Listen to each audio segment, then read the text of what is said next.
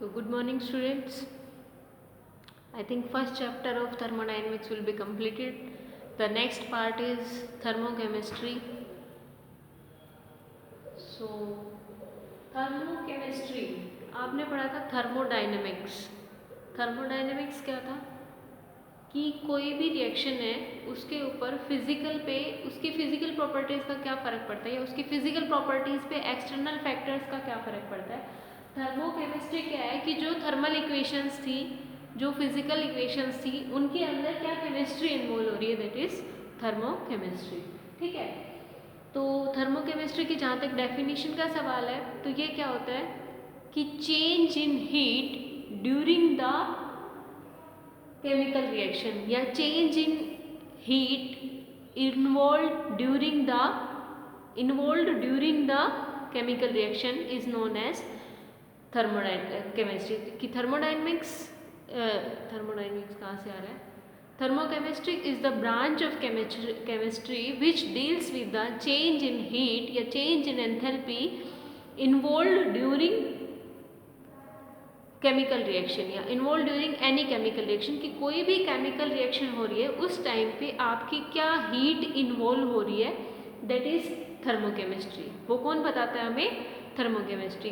Heat involve होने का मतलब दोनों हो सकते हैं, हीट एब्जॉर्ब भी हो सकती है और हीट रिलीज भी हो सकती है, उसको बोलते हैं इवोल्व. ठीक है. तो आपके पास दो तरीके की केमिकल रिएक्शंस हो सकती है, exothermic and second one is endothermic. Exothermic को याद रखना, एक्सो वर्ड जहाँ पे इसका मतलब वहाँ पे हीट रिलीज होगी, हीट इवोल्व होगी. During the chemical reaction heat evolve होगी. जनरली जो भी ये हीट में चेंज आता है ये किस वजह से आता है कि कोई भी केमिकल रिएक्शन होगी उसमें क्या होता है, दो रिएक्टेंट्स होते हैं वो कहीं तीसरा प्रोडक्ट बनाते हैं, या एक रिएक्टेंट होता है वो आगे दो प्रोडक्ट बनाता है. इस तरीके से होता है. तो कहीं पे भी क्या हो रहा है उसमें हमेशा बॉन्ड, भाई दो से अगर एक बनेगा तो भी पहले दोनों के अलग अलग बॉन्ड ब्रेक होंगे, उसके बाद तीसरा बॉन्ड बनेगा. अगर एक दो में जा रहा है तो भी पहले एक को अपने आप को ब्रेक करना होगा. तो जनरली जो हीट चेंज आता है वो किस वजह से आता है, ब्रेकिंग ऑफ बॉन्ड्स की वजह से आता है. कि जो भी उनमें केमिकल बॉन्ड्स होते हैं वो ब्रेक होते हैं जिसकी वजह से आपका हीट में चेंज आता है. ठीक है. अब ये दो तरीके के चेंज हो सकते हैं, एक्सोथर्मिक प्रोसेस बोल सकते हैं या एंडोथर्मिक प्रोसेस बोल सकते हैं. वही चीज़ है कि जो हीट इवॉल्व हो रही है अगर वो हीट इवॉल्व होगी, रिलीज होगी वहाँ पे, तो मेरा प्रोसेस क्या होगा, एक्सोथर्मिक. अगर मेरी हीट रिक्वायर्ड होगी तो प्रोसेस क्या होगा, एंडोथर्मिक. जब आपके पास एक्सोथर्मिक प्रोसेस आता है तो उसमें जो एंथैल्पी चेंज हम नोट करते हैं उसको लिखते हैं डेल्टा एच से. किससे डिनोट करोगे, डेल्टा एच से. वो अगर एक्सोथर्मिक प्रोसेस आ रहा है दैट इज नेगेटिव, अगर डेल्टा एच मेरा एंडोथर्मिक प्रोसेस है तो डेल्टा एच क्या आएगा, पॉजिटिव. ठीक है. अब देखो जो ये थर्मोकेमिस्ट्री है इसमें आप क्या पढ़ते हो, इसमें जनरली हम बॉन्ड एनर्जी और बॉन्ड डिसोसिएशन एनर्जी पढ़ेंगे. ठीक है. उनके अलग अलग टर्म्स हैं सारी, कि आप एंथैल्पी ऑफ न्यूट्रलाइजेशन पढ़ रहे हो, एंथैल्पी ऑफ फॉर्मेशन पढ़ रहे हो, है कुल मिला के वो क्या सारा, उनको अलग अलग नाम दे दिए हमने, बट सारी की सारी क्या है, बॉन्ड एनर्जीज है. सारी की सारी या तो बॉन्ड एनर्जी है या फिर बॉन्ड डिसोसिएशन एनर्जी है. ठीक है. उनको हमने अलग अलग नाम दे दिया, enthalpy of combustion, enthalpy of neutralisation, enthalpy of formation, इस तरीके से. ठीक है. तो सबसे जो इसका बेसिक है निकालने का, बॉन्ड एनर्जी और बॉन्ड डिसोसिएशन एनर्जी की कैलकुलेशंस के लिए हमसे सबसे पहले उनका बेसिक समझना होगा कि किसी टाइप की भी बॉन्ड एनर्जी जो हमें निकालनी, चाहे फॉर्मेशन हो चाहे न्यूट्रलाइजेशन हो, सबसे बेसिक जो है मुझे वो ये पता होना चाहिए कि मैं कैसे निकाल रही हूँ. ठीक है. कैलकुलेशन के लिए आपको सबसे पहले क्या करना होगा कि from first law of thermodynamics, जब थर्मोडायनेमिक्स का फर्स्ट लॉ आपके पास क्या कहता है, U is equals to Q plus W. ठीक है. या delta U is equals to delta Q plus delta W, इस तरीके से होगा आपके पास. अगर आप किसी रिएक्शन को लेके चलते हैं तो हम ये मान के चलते हैं कि उस रिएक्शन का वॉल्यूम जो है कांस्टेंट है या उसका प्रेशर जो है वो कांस्टेंट है. कुछ ना कुछ कंडीशन हम वहाँ पे लगा के चलते हैं. तो जो हीट इवॉल्व हो रही है आपके पास में, वहाँ पे हीट में जो भी चेंज आ रहा है वो डिपेंड करेगा कि हम रिएक्शन को किस एक्सटर्नल फैक्टर के टाइम पे कर रहे हैं, या हम उसमें क्या क्या बाउंडेशन लगा रहे हैं, क्या टेम्परेचर यूज़ कर रहे हैं, क्या प्रेशर यूज़ कर रहे हैं, क्या वॉल्यूम यूज़ कर रहे हैं, क्या कंडीशन आप ले रहे हो, उसके ऊपर आपकी चेंज इन हीट डिपेंड करेगा. ठीक है। तो हमने क्या माना, अगर हमने पहली कंडीशन मान के चली कि मैं कांस्टेंट वॉल्यूम पे अगर मैं हीट चेंज देखना चाहती हूँ तो मैं क्या करूँगी, Q is equals to U plus P V होता है, sorry U is equals to Q plus W होता है। W क्या होता है मेरा, पी वी। अगर मैंने कांस्टेंट वॉल्यूम माना है तो P डेल्टा अगर चेंज देखोगे इसमें delta U is equals to delta Q plus delta W. ठीक है, अगर चेंज देखेंगे तो इसमें भी क्या आ जाएगा, P डेल्टा P, और मेरा वॉल्यूम कांस्टेंट है तो ये वाली चीज़ क्या हो गई, जीरो। ये जीरो हो गई, मतलब मेरा कांस्टेंट वॉल्यूम पे वर्क डन क्या है, जीरो है। ठीक है, ये चीज़ मैं पहले भी बता चुकी हूँ आप लोगों को। अगर वर्क डन जीरो है तो यहाँ पे पुट करा, मतलब चेंज इन इंटरनल एनर्जी किसके बराबर आ गई, Q एट कांस्टेंट V। कि आपके पास चेंज इन इंटरनल एनर्जी अगर आप देखना चाहते हो तो वो क्या आएगी मेरी, कि heat involve during the process at constant volume. कि जब मेरा वॉल्यूम कांस्टेंट था उस टाइम पे मेरी हीट कितनी इन्वॉल्व हुई, वही मेरी इसमें क्या है, चेंज इन इंटरनल एनर्जी। अब मुझे पता है इंटरनल एनर्जी मेरा क्या है, स्टेट फंक्शन है। तो स्टेट फंक्शन को मैं देख सकती हूँ भाई, या तो ये निकाल लो तो मुझे क्यू भी पता चल जाएगा, और क्यू निकाल लिया तो मुझे ये पता चल जाएगा। मेरे को क्या निकालना है, हीट चेंज ही तो निकालना है। और मेरे को पता है मेरा इंटरनल एनर्जी क्या है, स्टेट फंक्शन है। क्यू भी मेरा क्या है, पाथ फंक्शन है। वैसे क्यू हीट क्या होता है, पाथ फंक्शन, और ये क्या है मेरा, स्टेट फंक्शन। तो स्टेट फंक्शन क्या कहता है कि अगर मेरे को चेंज निकालना है किसी में तो फाइनल माइनस इनिशियल कर सकती हूँ। तो डेल्टा यू मेरे किसके बराबर आएगा, कि अब मेरी delta U at product minus delta U, sorry delta U अगर मुझे निकालना है तो मेरा क्या आएगा, U of product, internal energy of product minus internal energy of reactant, यहाँ से निकाल सकती हूँ। दूसरा यू ऑफ प्रोडक्ट किसके बराबर होगा, ये मैंने निकाल ही दिया, वैसे तो क्यू के बराबर होगा। क्यू तो मेरा कौन सा फंक्शन है, पाथ फंक्शन है। But Q at constant volume, जब भी हम किसी के अंदर कोई रिस्ट्रिक्शन लगा देते हैं तो वही मेरा क्या हो जाता है, स्टेट फंक्शन। जैसे मैंने हीट कैपेसिटी बताया था कि हीट तो मेरा क्या था, हीट तो मेरा पाथ फंक्शन था, बट हीट कैपेसिटी मैंने क्या कर दिया था, and standard conditions eight constant pressure और एट कांस्टेंट वॉल्यूम CV और CP, तो वो मेरे क्या थे, पाथ फंक्शन थे। ठीक है, सॉरी स्टेट फंक्शन थे। CV और CP क्या थे, स्टेट फंक्शन, और हीट मेरी क्या थी, पाथ फंक्शन। तो सेम चीज यहाँ पे कि Q तो मेरा क्या है, पाथ फंक्शन है, बट जब Q V कर दिया है, कांस्टेंट V मैंने कंडीशन लगा दी, तो ये क्या हो गया है, स्टेट फंक्शन। तो यहाँ से आप डायरेक्ट में लिख सकते हो Q of product minus Q of reactant, या इसको करके फिर इसमें चेंज कर सकते हो, उसमें कोई दिक्कत नहीं है। सिमिलरली हम चलेंगे from second law of thermodynamics, delta H is equals to delta U plus delta P। अब मैं कंडीशन अगर लगा दूँ, क्योंकि जब सेकंड लॉ ऑफ थर्मोडायनेमिक्स जब हम पढ़ते हैं तो हम जनरली कंडीशन लगाते हैं एट कांस्टेंट प्रेशर। जब प्रेशर कांस्टेंट मैंने कर दिया तो क्या हो गई, फिर ये टर्म जीरो हो गई। तो ये टर्म जीरो होते मेरा क्या आ जाएगा, delta H is equals to delta U, और डेल्टा U किसके बराबर है, Q के बराबर है। तो Q एट कांस्टेंट प्रेशर, वहां से क्या निकल आएगा, delta is equals to Q at constant pressure, या डायरेक्ट आप Q प्लस PV लेके चलो तो वहां से भी निकल के आ सकता है। ठीक है, फिर अब क्यों ये मेरे को पता चल गया तो मैं ये कह सकती हूँ सिंपली कि delta H is equals to मेरा क्या होगा, भाई ज़रूरी तो नहीं है कि मेरा एक ही रिएक्टेंट हो और एक ही प्रोडक्ट बने, मेरे बहुत सारे रिएक्टेंट्स हो सकते हैं और बहुत सारे प्रोडक्ट हो सकते हैं। हीट तो मेरा पाथ फंक्शन है, बट एंथैल्पी मेरा स्टेट फंक्शन है। क्यों, क्योंकि एंथैल्पी मैं बोलती हूँ एट कुछ कंडीशन लगा के, एट कांस्टेंट वॉल्यूम और एट कांस्टेंट प्रेशर, तो मैं कोई कंडीशन लगा देती हूँ तो एंथैल्पी मेरा क्या होती है, स्टेट फंक्शन होती है। इसलिए delta H is equals to H product minus H reactant. Product में जितने भी प्रोडक्ट्स है फाइनल माइनस इनिशियली होता है, तो जितने भी प्रोडक्ट है उन सबकी एंथैल्पी का समेशन माइनस जितनी भी एंथैल्पीज है रिएक्टेंट की उन सब का समेशन। तो प्रोडक्ट की एंथैल्पी का समेशन माइनस रिएक्टेंट की एंथैल्पी का समेशन। ठीक है, फिर आपके पास ये आता है कि एक्सोथर्मिक और एंडोथर्मिक में नेगेटिव कब आए, पॉजिटिव कब आए। जब एक्सोथर्मिक है मेरे पास तो क्या होगा, एक्सोथर्मिक में क्या होता है, heat involve during of product is lesser than heat of reactant. Heat नहीं सॉरी एंथैल्पी बोलो इसको, enthalpy of product is lesser than enthalpy of reactant. जब रिएक्टेंट से कम है, प्रोडक्ट वाली चीज़ कम है तो नेगेटिव आएगी, अगर मेरे पास रिएक्टेंट वाली चीज़ कम है तो पॉजिटिव आएगा। यहाँ से मेरा ये पता चलता है।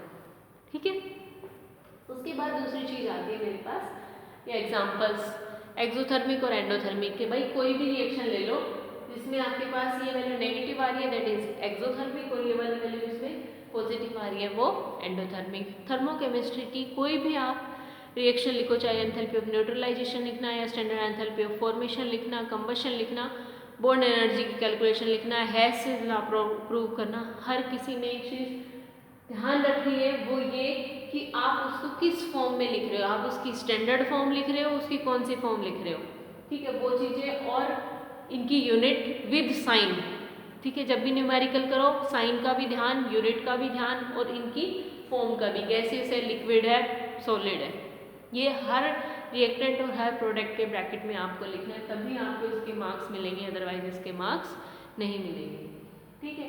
अब बात आती है मेरे पास स्टैंडर्ड स्टेट, क्योंकि इसमें आगे मैं काफ़ी जगह पे स्टैंडर्ड स्टेट यूज़ करूँगी, तो किसी भी एलिमेंट की स्टैंडर्ड स्टेट वो स्टेट होती है, कोई भी एलिमेंट है वो बहुत सारी अपनी फॉर्म्स में एग्जिस्ट करता है, जैसे कार्बन का ही मानो आप, कार्बन किस किस ने पढ़ रखा है, कार्बन की ग्रेफाइट फॉर्म होती है, कार्बन की डायमंड फॉर्म होती है, कार्बन की और बुक मिनिस्टर फुल रेन भी होती है, कई सारी फॉर्म्स होती है, ऐसे सल्फर की रोम्बिक होती है, मोनोक्लिनिक होती है, ट्राइक्लिनिक होती है, तो सब एलिमेंट की किसी की एक फॉर्म भी हो सकती है, एक से ज़्यादा भी हो सकती है।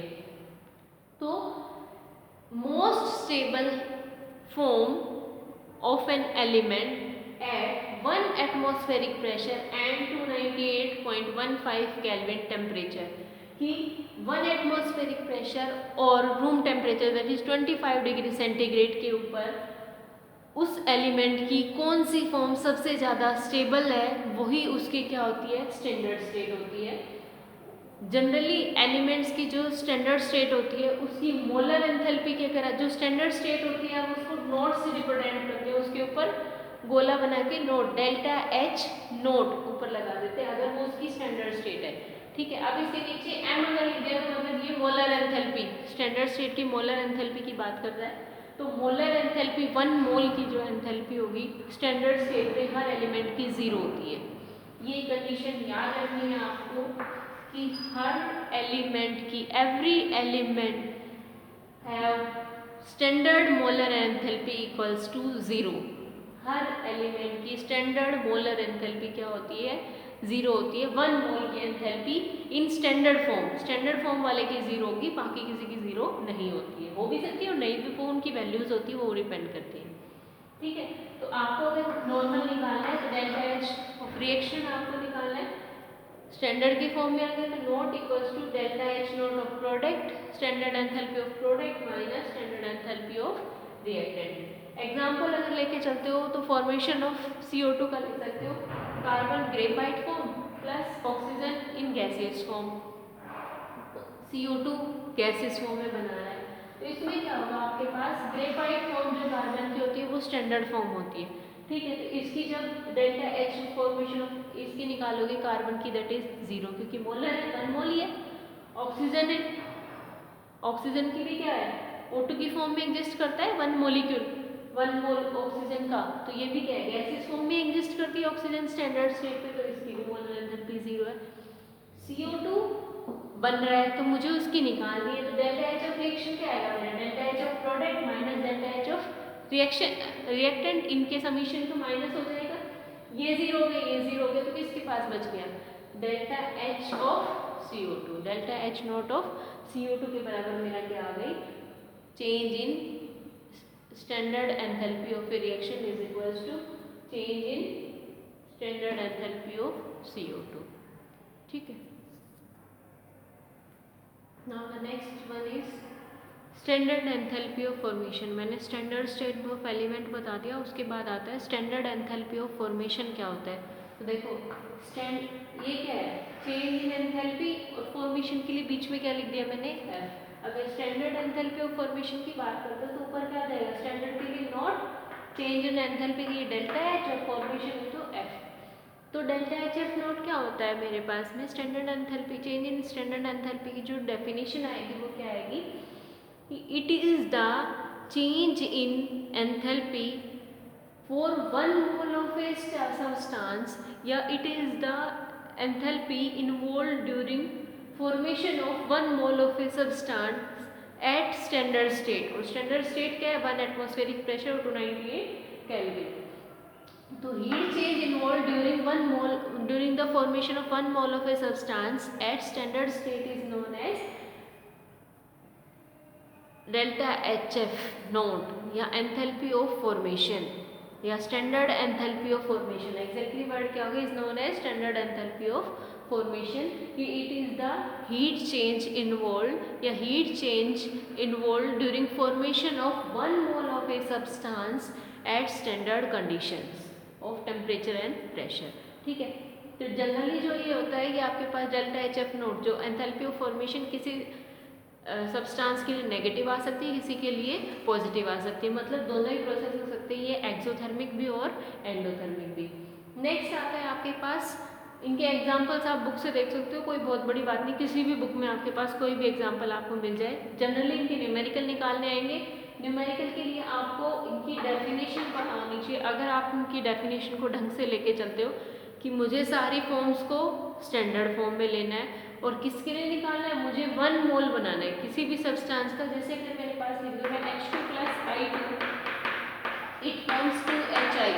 तो अगर नॉर्मल मैंने ये ले लिया तो delta H of product minus summation of delta H of reactant या summation of product minus reactant ले दिया, तो मेरे पास जो एंथैल्पी ऑफ फॉर्मेशन आएगी that is not a enthalpy of formation. इसको मुझे हाफ करना पड़ेगा क्योंकि मेरे 2 मोल ऑफ HI बन रहे हैं और मुझे बनाना कितना है, फॉर 1 मोल। तो जो 1 मोल के लिए 2 से डिवाइड कर दिया, मतलब मेरे न्यूमेरिकल सही हो गया। यूनिट्स लिख दो, ब्रैकेट में इनकी स्टेट्स लिख दो। ठीक है, next one is enthalpy of combustion.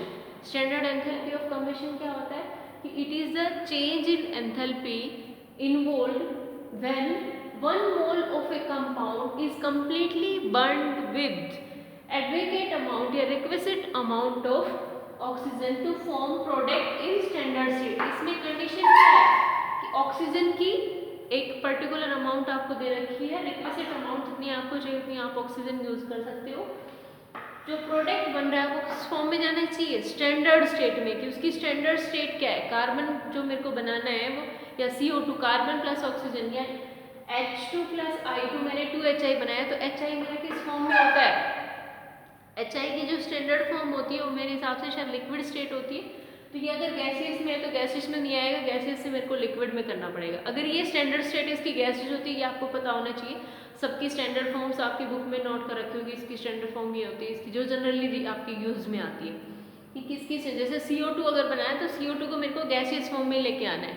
ठीक है, अब वो कब तक बर्न करेगा, जब तक जैसे कार्बन प्लस ऑक्सीजन, तो मेरे पास जितना भी कार्बन है जब तक वो कम्प्लीटली बर्न ना हो, CO2 ना बन जाए, तब तक मेरे को रिएक्शन चलानी है। ठीक है, तो जहाँ ये पूरा, अगर ये 1 मोल है तो 1 का 1 खत्म होते के साथ मैं रिएक्शन को रोक दूंगी, जो मेरा हीट चेंज आएगा वो मेरे क्या आ जाता है, एंथैल्पी ऑफ कंबशन। ठीक है, और इसमें भी स्टैंडर्ड कंडीशंस में होनी चाहिए। ये हम एक स्टील का कैलोरीमीटर होता है, उसके अंदर इसको करते हैं डेल्टा H ऑफ कंबशन को, स्टील का बंद होता है तो उसको क्या बोलते हैं, बोम कैलोरीमीटर। जो इंस्ट्रूमेंट जिसमें एंथैल्पी ऑफ कंबशन को मेजर करा जाता है दैट इज बोम कैलोरीमीटर। ठीक है, next one is enthalpy of neutralisation. Enthalpy of neutralization जो होता है उसके लिए जरूरी नहीं है आपके पास स्टैंडर्ड कंडीशन होना। ठीक है, स्टैंडर्ड कंडीशंस के बिना भी हो सकता है, बट ये याद रखना है डेल्टा H इन्वॉल्व या enthalpy change involve during complete neutralization of 1 gram equivalent of an acid by base.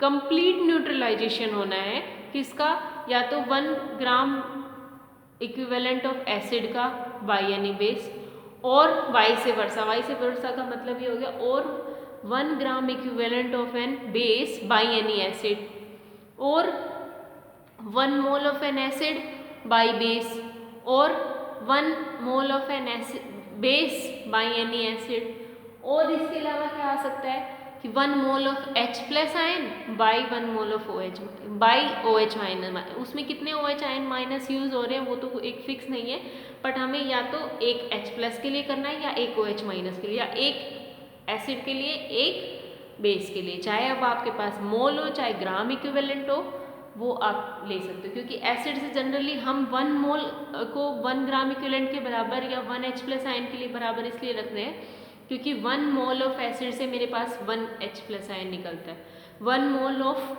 Base से मेरा 1 OH- आयन निकलता है। तो आप कोई भी डेफिनेशन लिख सकते हो, ठीक है। ये स्ट्रॉन्ग एसिड और स्ट्रॉन्ग बेस के लिए होती है, और ये जो रिएक्शन होती है ये बहुत ही डाइल्यूट सॉल्यूशन में होती है।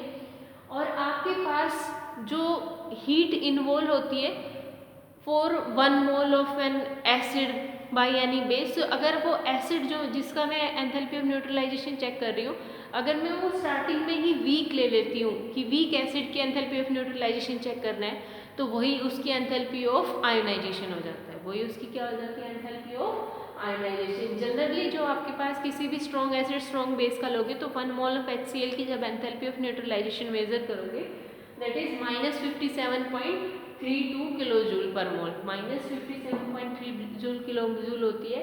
बट जो एंथैल्पी ऑफ आयोनाइजेशन होती है, क्योंकि वो वीक एसिड और वीक बेस की है, तो वो जनरली -57 से कम हो जाती है, या एंथैल्पी ऑफ न्यूट्रलाइजेशन जो वीक एसिड वीक बेस की है वो -57 से कम होगी, क्योंकि कुछ ना कुछ जो एनर्जी होती है वो किस में यूज़ कर लेते हैं, अपनी आयोनाइजेशन के लिए। भाई पहले HCl है, अगर मेरे न्यूट्रलाइज हो रहा है बेस से तो OH- को लेकर और वाटर में डाल, यही मेरी एंथैल्पी ऑफ न्यूट्रलाइजेशन की रिएक्शन है। न्यूट्रलाइजेशन की रिएक्शन यही है, तो पहले तो क्या करना होगा, HCl को H+ Cl- आयंस की फॉर्म में जाना होगा। तो स्ट्रॉन्ग एसिड तो H+ बहुत इजीली दे देगा, अगर इसकी जगह मेरा CH3OH आ गया तो ये इतनी जल्दी H+ आयन नहीं देगा। तो पहले इसको मुझे ब्रेक करना होगा, यहाँ पे जो ब्रेक करने के लिए H+ जो रिलीज करने के लिए जो आपके पास एंथैल्पी यूज होगी वो क्या कहलाती है, आपके पास एंथैल्पी ऑफ आयनाइजेशन। क्या होती है वो, एंथैल्पी ऑफ आयनाइजेशन। जितना ये ब्रेक करेगा उतना ही OH- से रिएक्ट करेगा, तो जो एंथैल्पी ऑफ आयनाइजेशन है वही किसके बराबर आ जाएगी, इसकी वीक एसिड की एंथैल्पी ऑफ न्यूट्रलाइजेशन की। ठीक है, ये कुछ टर्म्स है, इसके बाद बॉन्ड एनर्जी है सला, वो सब नेक्स्ट क्लास में करेंगे। तो एक तो वीडियोस देखें, दूसरा अपनी ऑफलाइन क्लासेस में आना शुरू करें। अगर किसी को इसमें वीडियोस में प्रॉब्लम आ रही है तो कमेंट करके बताएं, गूगल मीट पे क्लास ले सकते हो, कोई दिक्कत नहीं है। ठीक है, थैंक यू।